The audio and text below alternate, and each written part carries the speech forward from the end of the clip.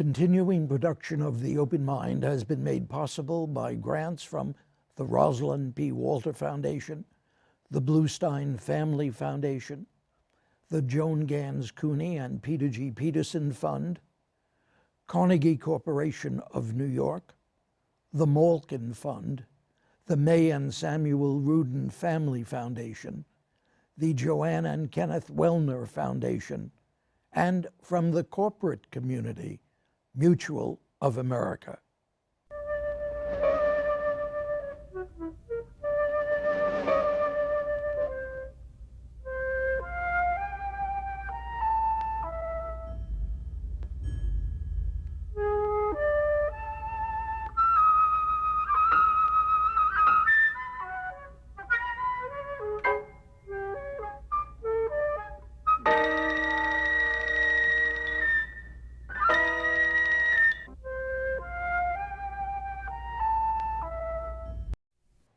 I'm Richard Heffner, your host on The Open Mind, and this program is about a letter to the New York Times agreeing that a recent Times article correctly indicates that families have changed in America, but our workplaces have not, and that we may now have a 21st century workforce laboring in a 20th century workplace. But psychologist Kathleen Christensen, who wrote that letter, and is director of the Alfred P. Sloan Foundation's Working Longer program, also argues that what the article didn't note is that having children is just a slice of time for people who will live well into their 80s and 90s and plan to have productive work lives at least until their 70s. The notion that people have to have made it by their mid to late 40s, the ages that collide dramatically with the child-raising ages, is archaic, she writes, concluding that many parents, men and women alike, will be ready to lean in their 50s and 60s, but just might not want to or be able to do so in their 30s and 40s. And so I would ask Dr. Christensen, what indication there is that the American workplace will ever accommodate itself to such a friendly family pattern? Well, I think the major indication is that it is in their own best interest. We have employers' best interest. And the reason I say that is that we are living through a major societal shift, demographically and socially. As you know, people are living longer, they're living healthier for longer portions of their life, and they're working longer. They're working into their 70s and not retiring at the age in which they conventionally did. And parents are no longer mono-focused. They're not showing up at the workplace and only focused on work. They don't have someone at home to take care of the home or the kids, so almost every working parent is dual-focused. They come to work and they're focused on their job and they're focused on their family. So the workforce has changed dramatically. And employers recognize that if they're going to get the best talent, to recruit the best talent, to retain the best talent, they're going to have to understand the nature of their workforce. But it's a slow process, and some firms are doing it, but many firms are slow to understand it, particularly with regard to the aging of the workforce. Why is that? I would think that's what they would understand best and most of all, because they see that aging right in front of them. Well, again, as you noted, it is really a 20th century workforce, and the conventional norms of the 20th century workforce was that people would retire, that they would age gracefully out of the workplace and not be staying on. And so that is the normative structure that many employers still hold. I mean, I sat in a meeting with the senior comps and benefits people in human resources of Fortune 500 companies, and they were quite candid. The issue of the aging workforce was not yet on their radar screen. And about a third in a global survey of business executives indicate that they are slow to adapt to the aging of the workforce. So I think the fact is there are so many other pressing needs employers face that the issue of the aging workforce is a process, and they are only beginning to come to terms with it, to understand it. Europe is another story. In Europe, and particularly in Germany, because demographically their society has aged faster than ours has, they're asking the question, how do we retain the older workers? How can we ensure that they can maximize their performance and they stay in the workforce? We're not yet in a situation in our country to be facing that, and employers are not yet facing it. Well, I began the program by talking that my last words were about a friendly family. Right. It's really family friendly. And I wonder why you say because it's in their best interest, Yeah. better interest. But I thought that in economic circles, one assumed that the manager does what's best for him. Yeah. In the devil take the hindmost philosophy, I do what's best for me. And I don't quite understand the psychology, if you will forgive me, of not recognizing it, except so slowly. You know, I think there is a profound poverty of imagination. Poverty of imagination. Yeah, that you don't recognize something, you don't work to fix it until you know it's broken. And for many firms, it's not yet broken. They've been able to work with the workforce that they've got, and particularly in the recent Great Recession, people were afraid to move. If they had a job, they were going to keep a job. Many of the firms that are foresighted are now recognizing that as this economy picks up, that they may start losing some of their best people. People who stayed because they feared that they might not get another job are now going to start actively looking, and when they feel that there might be opportunities. And I think when that starts happening, then the companies will realize that it's really in their best interests. Some, as I indicated, have already done that. I look to a firm like Deloitte, where they recognize that the workforce that they've got today, more female, more working parents, is not going to necessarily want to follow the strict straight line trajectory of traditional career paths. And so they have really introduced something they call mass career customization, where the career path is a matrix, it's not a ladder. And it recognizes that people over the course of their lives may not want to go just straight up from their 20s to their 60s or 70s, but may need to plateau, may need to dip, may need to take time out from their careers. So they have created really a template for a career path that allows people to dial up or dial down in terms of intensity and travel and responsibilities, recognizing that over the long term, people will be better engaged, be better performers if the expectations better match, the career expectations better match also their life course needs. Well, you use the expression that we've heard so often, the lean up. Yeah, yeah. You really do feel that there will be an increasingly substantial number of people who will want to pay attention to the family responsibilities in their 30s and 40s, and then really want to make it when they get older than that. Well, I think one of the most important things right now is there is no single model, and so that and if we use the economic notion of supply and demand, the labor supply is quite variegated. So what we see is that many women would like the opportunity to perhaps plateau when their children are younger, and then as their children get older, really lean in. The demand side, the employer side, is not yet there. With the exception of some firms like Deloitte that recognize there can be variegated career paths, most firms haven't recognized that.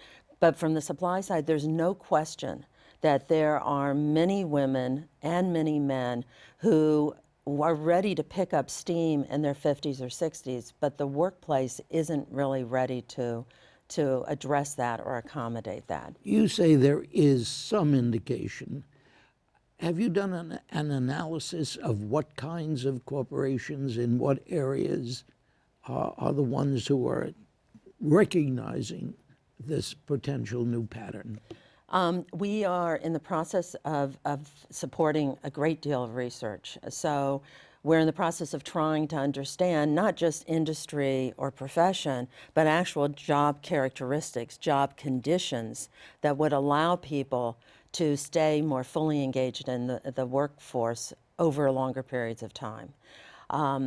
You know, those work conditions could be staying with the same firm but changing the job, perhaps changing the job to a lower stress one. So in that case, not wanting to lean in, but wanting to stay engaged, but not necessarily in the same high demand position. It could be a job that, in fact, in the factory plant in Germany, they found just changing the timing of a belt could keep people performing at you know, the maximum level, and that meant changing the timing of a conveyor belt by seconds, not by even fully minutes. It could also be changing the time and timing of work so that people have more control over when they work. They may not necessarily want to work full time. They might want to work part year or part time.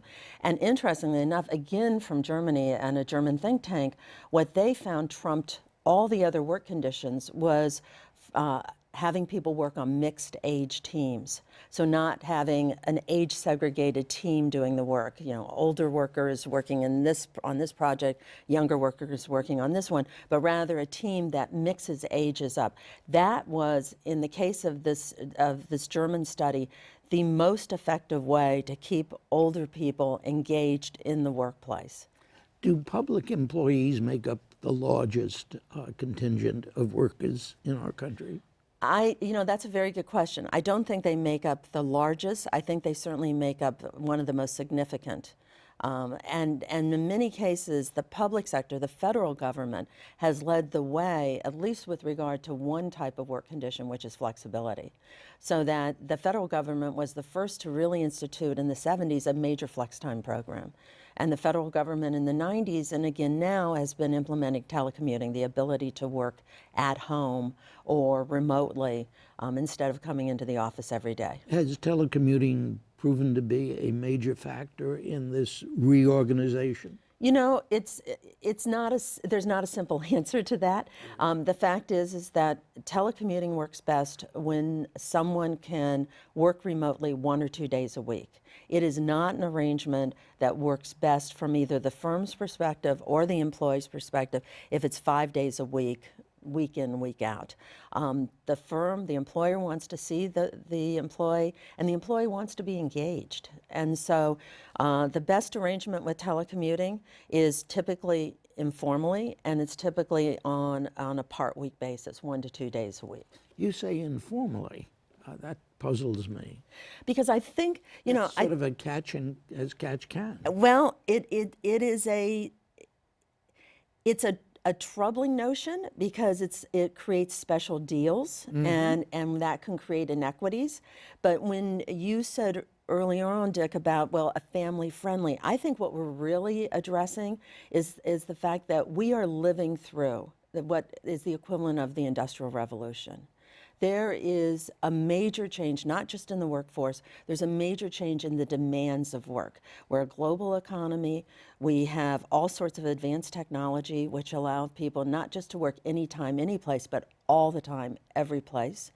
And we have people, you know, trying to manage all the different demands of the job and their families at all stages of their life course.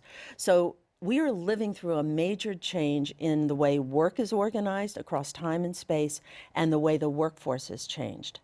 But we haven't yet come to recognize it. I think we will look back in 20 or 30 years and see this time period as really the equivalent of an industrial revolution. But we're in a serious lag period right now where the demands on workers are changing. You work in a firm that has, you know, a global client base or a global, you know, workforce, and you may be taking calls at all hours of the day or night. But in many of these firms, you're still expected to show up because the normative structure of the workplace is still the industrial model.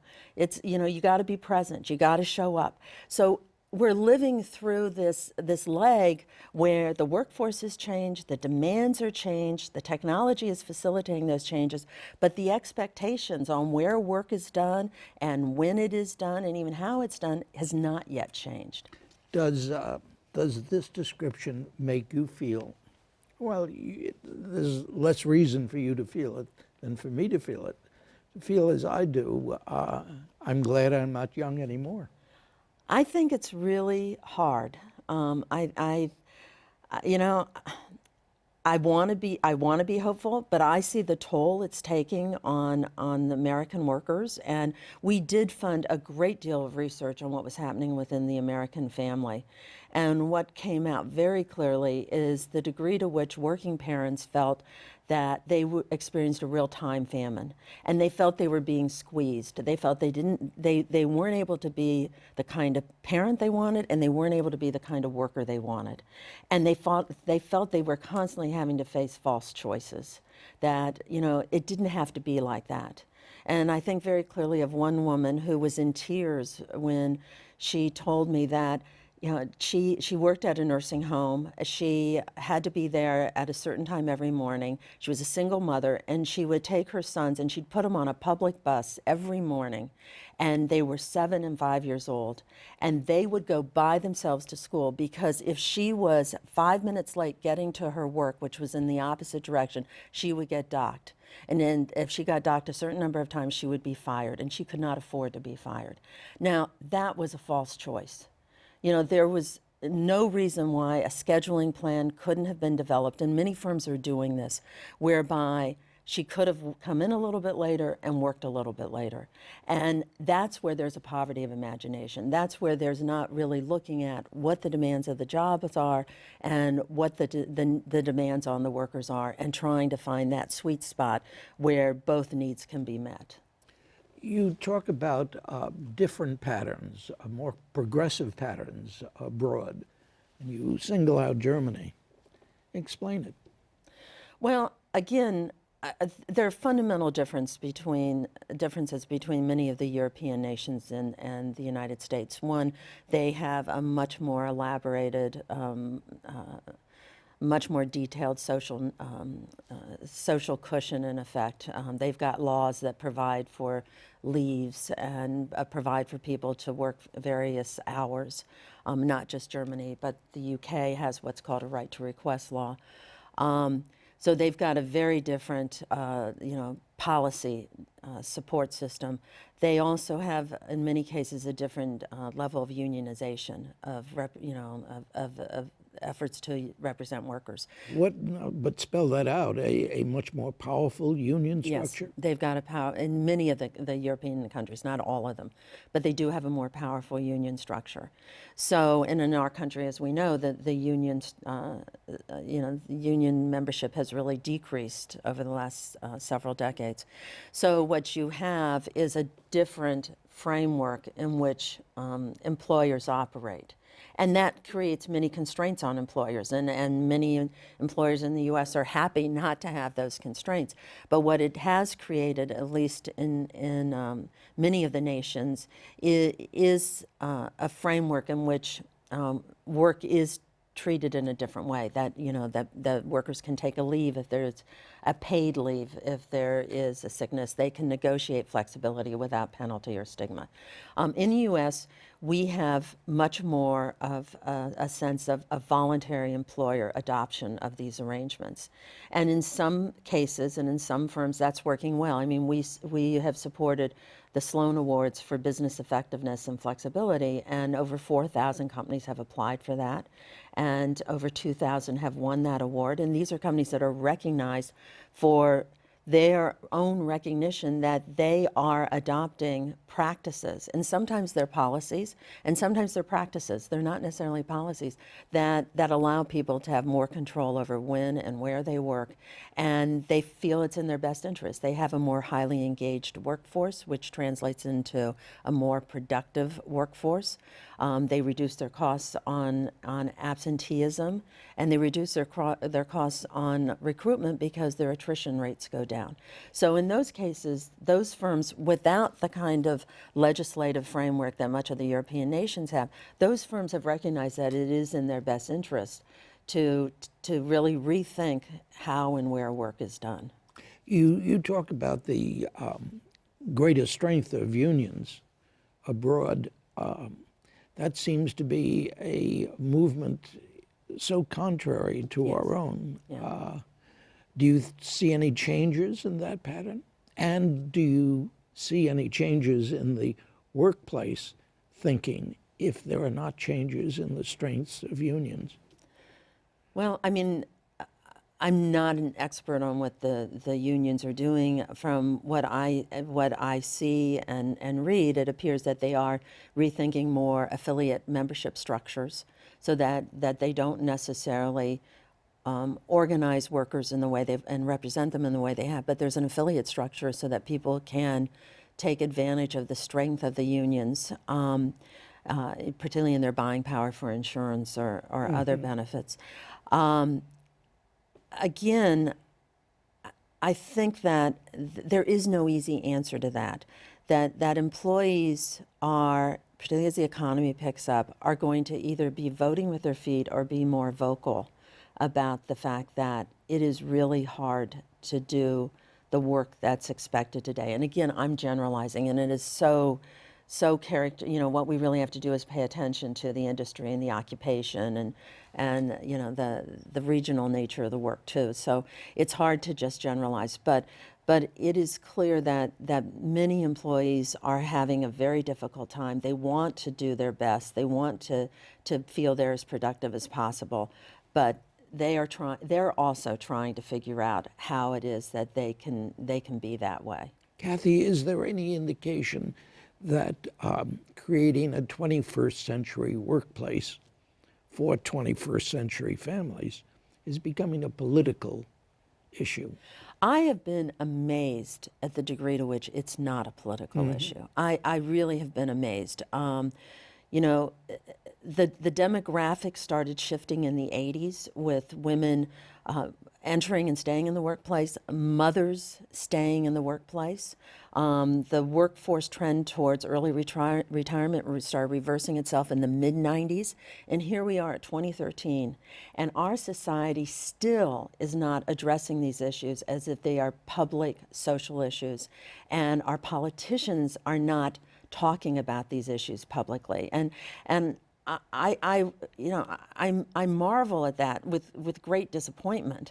And, I think, why is that the case? And I think partially it's because we as a society have grown up with the notion of a public sphere, which is work, and it's, the economy, and it's war, and a private sphere, which is the family and children and all. And therefore, I think for many people, there is this desire to keep the private private. And they're concerned that if they do go too public with it, it's going to put themselves at a disadvantage. And so what is really needed is a profound shift where we begin to take what has been private and recognize that if millions of people have these private challenges and these private problems, we've got a whopping social issue that needs public attention. And I would hope in the next presidential election, in certainly more of the state Senate elections, that the issues that face working families across the life course, and it's not just when people have children, but that these issues really get addressed and we publicly start discussing what are the public responsibilities to ensuring that families can function as well as they can as families, that older people have as many opportunities in the workplace as younger people. And that to me is something that I really hope happens in the next 4 to 6 years. Geographically, are there places in the United States where your wish and my wish, and I would think any thoughtful person's wish that the public and private come together this way, is happening? Well, In small ways. The state of California and the state of New Jersey both have paid family leave. And those are the only two states that actually have paid family leave and are functioning to pay it. The state of Washington has adopted legislation, but has not yet had the mechanism for paying it. In those cases, it became a public social issue. But in other ways, I think that there have been a number of movements at municipal levels to adopt paid sick days. But what working families need is, yes, certainly the ability to take time off from work through paid sick days or paid leave, but they need to have more ability to have flexibility and control over their work when they're at work. And that has yet to become. What do you mean while they're at work? Well, the thing is, a person wants to work full time.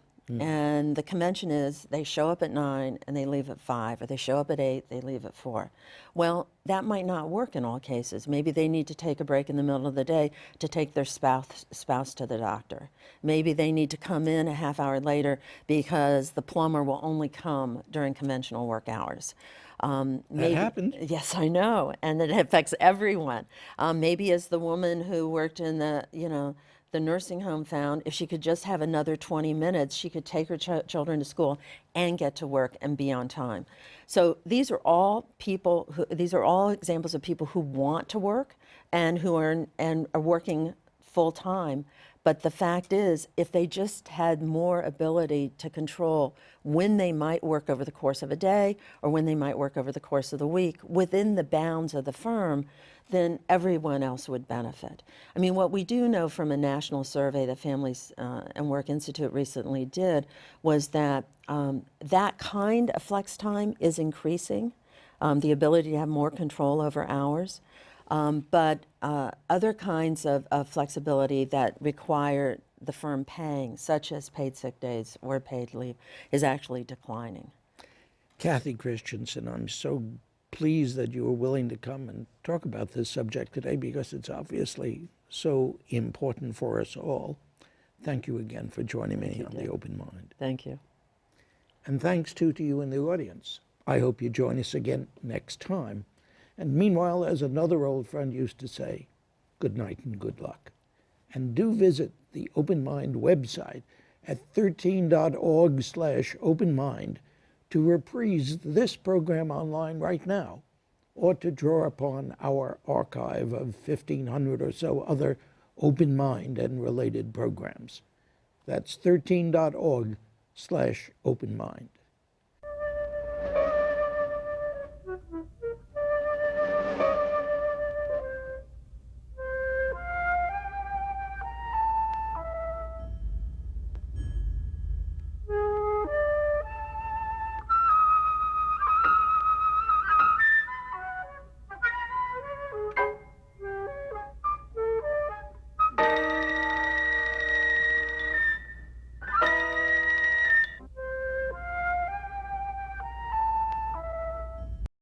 Continuing production of The Open Mind has been made possible by grants from the Rosalind P. Walter Foundation, the Bluestein Family Foundation, the Joan Gans Cuny and Peter G. Peterson Fund, Carnegie Corporation of New York, the Malkin Fund, the May and Samuel Rudin Family Foundation, the Joanne and Kenneth Wellner Foundation, and from the corporate community, Mutual of America.